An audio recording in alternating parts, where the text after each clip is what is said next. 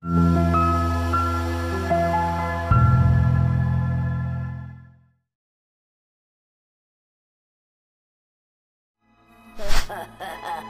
Suntit terkejut melihat Yoko dan putrinya selamat dari jurang. Di saat yang sama, ia penasaran dengan sosok yang datang bersama mereka.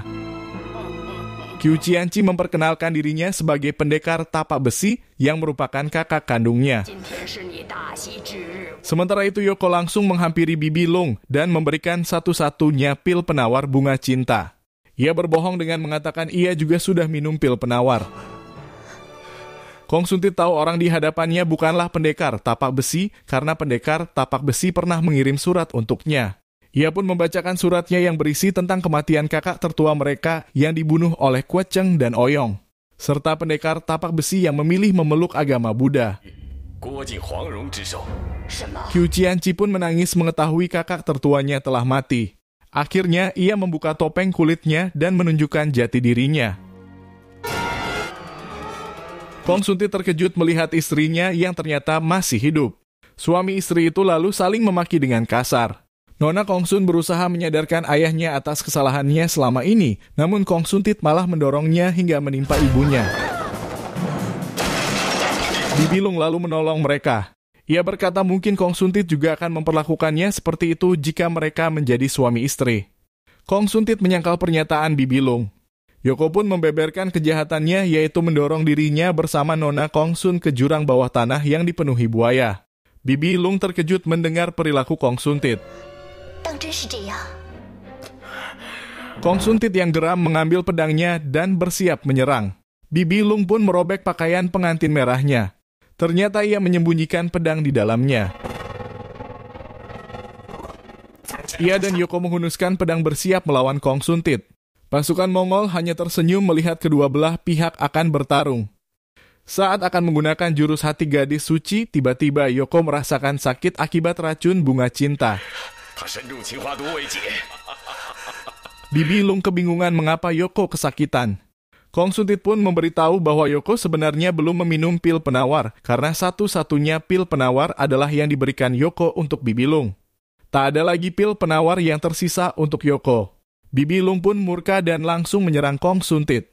Dalam pertarungan itu, Bibi Lung terlihat agak kewalahan. Qiu Qianqi pun memberikan petunjuk untuk mengalahkan Kong Suntit. Namun Bibi Lung kurang mampu mengikuti petunjuk Qiu Qianqi. Yoko pun maju dan dengan kecerdasannya ia mampu memperagakan setiap petunjuk dari Qiu Qianqi dan membuat Kong Suntit tersudutkan. Hakim Roda Emas memuji kemampuan Qiu Qianqi membaca kelemahan Kong Suntit. Qiu Qianqi mengaku mengetahui semua gerakan Kong Suntit karena dirinya lah yang mengajarkan kungfu padanya. Kong Suntit kesal pada Qiu Qianqi dan menyerangnya, tapi langsung ditangkis oleh Bibi Lung. Qiu Qianqi terus memberi petunjuk, tapi kali ini petunjuknya membahayakan nyawa Bibi Lung. Yoko pun menatap Qiu Qianqi dengan marah. Namun Qiu Qianqi mengaku tak mempedulikan keselamatan Bibi Lung. Ia hanya menginginkan kematian Kong Suntit. Yoko pun memberitahu bahwa mereka adalah pasangan yang cocok. Sama-sama memiliki sifat yang kejam. Yoko tak mau mengikuti petunjuk Qiu Qianqi lagi. Ia berganti jurus menjadi jurus sentilan maut yang diajarkan Sesat Timur. Jurus ini membuat Kong Suntit cukup kebingungan. Yoko berhasil menotok titik aliran darahnya, tapi entah kenapa tidak mempan pada Kong Suntit.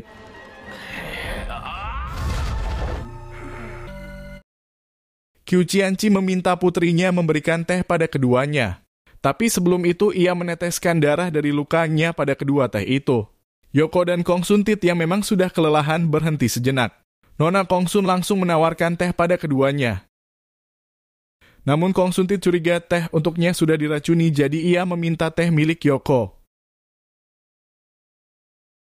Setelah keduanya meminum teh tersebut, Qiu Qianqi berteriak bahwa aliran darah Kong Suntit tidak kebal totokan lagi. Ternyata ilmu kebal Kong Suntit memiliki pantangan meminum darah. Mengetahui dirinya dijebak, Kong Suntit marah dan langsung menyerang Qiu Qianqi. Tetapi hembusan sebutir biji-bijian dari mulut Qiu Qianqi membutakan satu matanya. Dalam keadaan putus asa, kedua pasangan ini saling mengungkap kekecewaannya satu sama lain hingga pada akhirnya Qiu Qianqi menyuruh putrinya membunuh Kong Suntit. Nona Kong Sun pun menolak karena bagaimanapun Kong Suntit adalah ayahnya.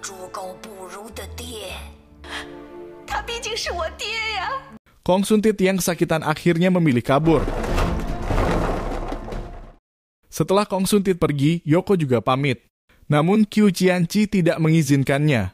Ia malah meminta Yoko menikahi putrinya. Qiu Qianqi menawarkan Yoko penawar racun bunga cinta asalkan ia mau menikahi putrinya. Ia mengaku masih menyimpan 1 butir penawar racun bunga cinta. Nona Kong Sun menangis membujuk ibunya untuk memberikan saja penawar itu pada Yoko. Ia mengaku hanya ingin menemani ibunya dan tak akan menikah seumur hidupnya. Qiu Qianqi menangis mendengar pengakuan putrinya. Yoko dan Bibi Lung turut sedih melihat Nona Kong Sun. Qiu Qianqi akhirnya memberi Yoko syarat lain. Ia ingin Yoko membunuh Kuo Cheng dan Oyong untuk membalaskan dendam kakak pertamanya. Terlihat Hakim Rodamas tersenyum mendengar hal itu. Yoko menyanggupinya karena ia juga punya dendam pada Kuo Cheng dan Oyong. Qiu Qianqi pun memberi setengah butir pil penawar pada Yoko. Yoko langsung menelan pil itu. Qiu Qianqi memberitahu bahwa dengan menelan setengah pil itu justru membuat hidup Yoko makin pendek yang mulanya 36 hari menjadi hanya 18 hari. Setengah pil itu akan mengumpulkan racun pada 1 titik sehingga racun bekerja 2 kali lipat. Butuh setengah pilnya lagi untuk benar-benar menetralkannya. Hal ini berarti Yoko harus membunuh Kuo Cheng dan Oyong dalam waktu 18 hari untuk mendapatkan setengah pil penawarnya.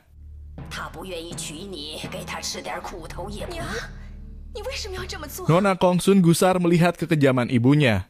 Tetapi keputusan sudah dibuat. Yoko dan rombongan Mongol pergi meninggalkan lembah putus cinta.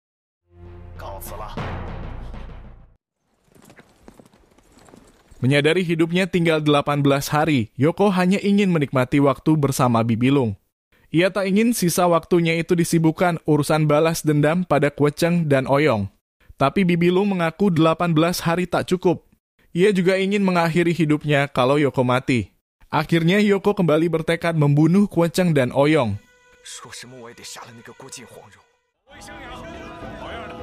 Sementara itu di Xiangyang, para pendekar yang dipimpin oleh Kuo Cheng sudah bersiap menghadapi tentara Mongol. Namun mereka gusar karena tentara dari pihak kerajaan belum juga tiba. Oyong kemudian curhat pada Kuo Cheng. Seandainya Yoko bersama mereka, pasti ia akan sangat berguna untuk membantu berperang. Kuo Cheng pun menyesali tindakannya memarahi Yoko di depan orang banyak. Yoko telah banyak menderita dan berjasa. Kesalahannya hanya karena ingin menikahi gurunya. Ia berharap suatu saat Yoko mengerti bahwa tindakan mereka waktu itu demi kebaikannya sendiri. Sementara itu di perkemahan Mongol, Yoko mengasah pisau yang akan ia gunakan membunuh Kuo Cheng dan Oyong. Bibi Lung ragu Yoko bisa membunuh Kuo Cheng mengingat ilmu Kuo Cheng jauh di atas Yoko. Namun Yoko mengatakan bahwa ia akan pakai akal dan bertindak sesuai keadaan. Mereka pun berkuda menuju Xiangyang. Sesampainya di depan gerbang, Bu bersaudara langsung membukakan gerbang kota. Kuo Cheng menyambut Yoko dengan sukacita. Ia bahkan menolak undangan kehormatan dari jenderal karena ingin mengadakan pesta menyambut Yoko. Di sana Yoko mulai berpikir bagaimana caranya membunuh Kuo Cheng. Dan tingkah anehnya itu diperhatikan oleh murid Kaisar Selatan yaitu Chu Qiuliu. Setelah pesta usai, Kuo Cheng mengajak Yoko tidur sekamar dengannya. Di sana Yoko memberanikan diri bertanya siapa yang membunuh ayahnya. Kuo Cheng menjawab bahwa tak ada yang membunuh ayah Yoko. Ia menyebabkan kematiannya sendiri. Seandainya memang ayah Yoko dibunuh oleh seseorang, pasti ia akan membalaskan dendamnya. Kuo Cheng berjanji akan menceritakan semuanya setelah mereka berhasil mengusir tentara Mongol. Yoko masih tak percaya mendengarnya. Bagaimana mungkin ayahnya mencelakakan diri sendiri? Sementara itu Chu Qiuliu menemui Oyong dan melaporkan tingkah Yoko yang mencurigakan. Oyong segera menghampiri Kuo Cheng dan memperingatkannya agar berhati-hati pada Yoko. Namun Kuo Cheng mengabaikan kekhawatiran Oyong dan kembali ke kamar. Di sana ia mendapati Yoko sudah tidur. Ia pun berbaring di samping Yoko. Saat Kue Cheng tertidur pulas, Yoko diam-diam mengeluarkan pisaunya dan berusaha menusuk Kue Cheng. Namun Kue Cheng berhasil menangkisnya. Kue Cheng mengira Yoko bermimpi buruk dan tak bisa mengatur tenaga dalamnya. Kue Cheng segera menyalurkan tenaga dalamnya untuk membantu Yoko memulihkan diri. Yoko merasa terharu atas perlakuan Kue Cheng padanya dan membuatnya merasa ragu untuk membunuh Kue Cheng. Keesokan harinya pasukan Mongol berusaha memanjat gerbang Xiangyang. Kue Cheng pun keluar untuk menghadang mereka.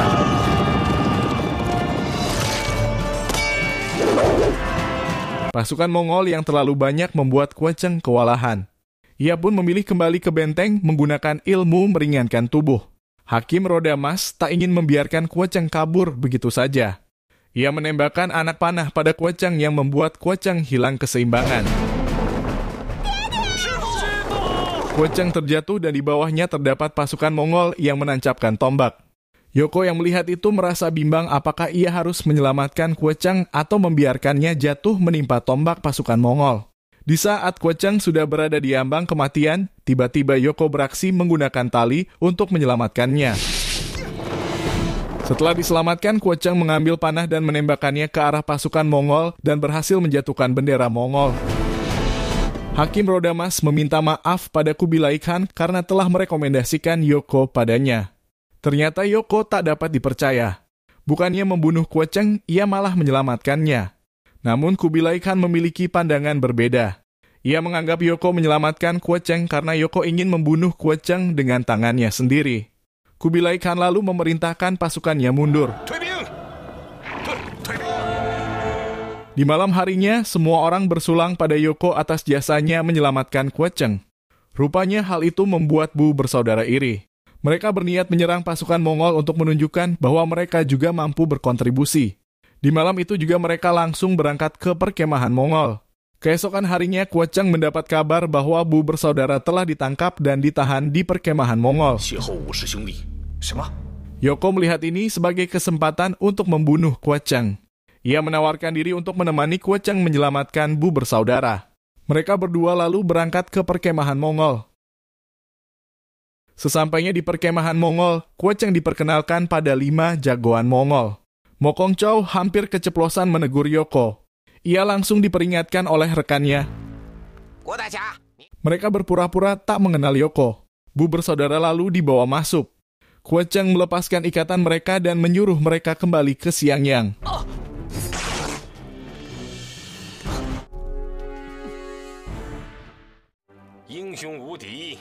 Sementara itu ia dan Yoko masih ditahan oleh Kubilai Khan.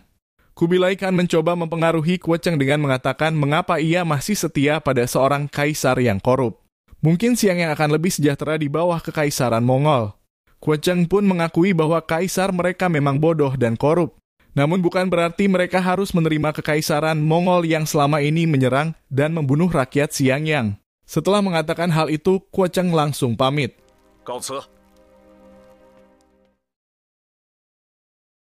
Salah satu jagoan Mongol menghadang dan langsung menyerang Kue Cheng.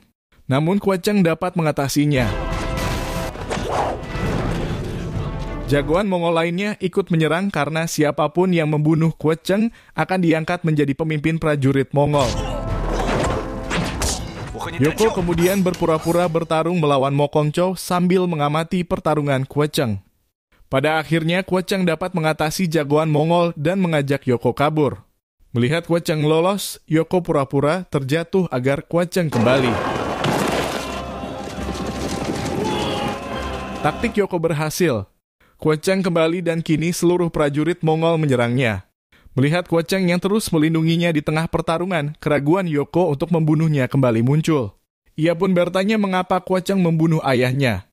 Kue Cheng lalu menjawab bahwa ayah Yoko adalah pengkhianat negara. Mendengar jawaban itu, Yoko langsung menghunuskan pedangnya menunggu saat yang tepat untuk menusuk Kue Cheng. Saat roda-roda bergerigi milik Hakim Roda Emas akan mengenai Yoko, Kue Cheng menangkis roda-roda itu dengan tubuhnya hingga ia terluka parah. Yoko terkejut dan menyesal melihat orang yang ingin ia bunuh malah mengorbankan nyawa untuknya. Saat itulah Yoko tak lagi mempedulikan balas dendamnya. Ia pun bertarung untuk melindungi Kwochang. Namun pertarungan itu tak lagi seimbang karena Kwochang sudah terluka parah. Yoko merasa sangat menyesal. Tapi untungnya sesama jagoan Mongol itu saling berebut membunuh Kwochang sehingga terkadang mereka saling bertengkar sendiri.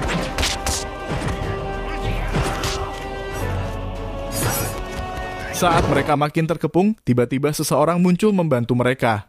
Orang itu adalah Feng Mofeng yang selama ini menyusup sebagai prajurit Mongol. Ia mengorbankan nyawanya untuk memberi ruang agar Yoko bisa kabur. Yoko pun berhasil kabur membawa Kwochang yang terluka parah. Oke, sekian untuk part 6, kita lanjut di part 7. Jangan lupa like, comment, share, dan subscribe.